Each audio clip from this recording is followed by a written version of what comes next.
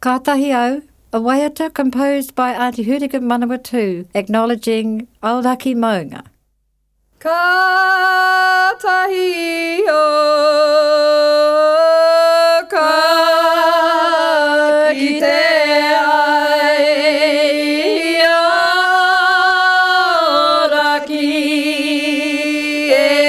tu mai rā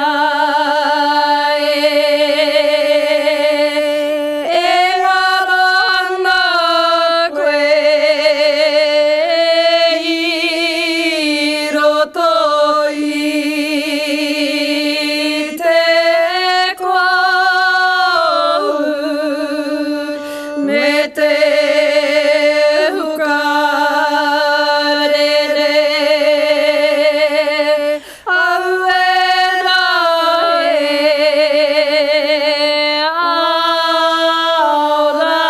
aoraki te maunga ariki maringi ai oroi mata ki roto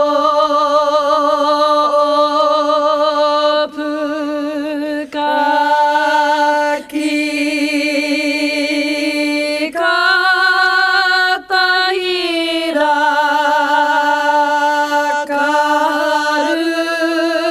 karuru mai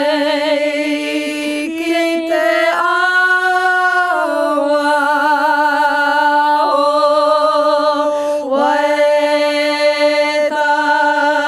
waetaki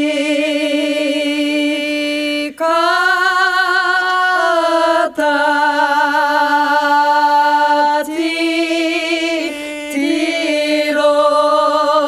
tironga mania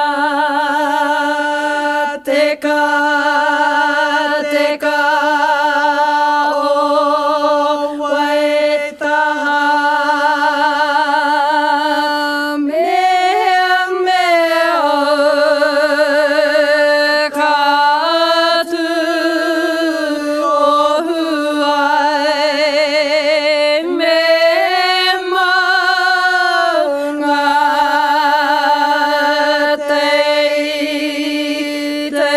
tei no mai rā kei te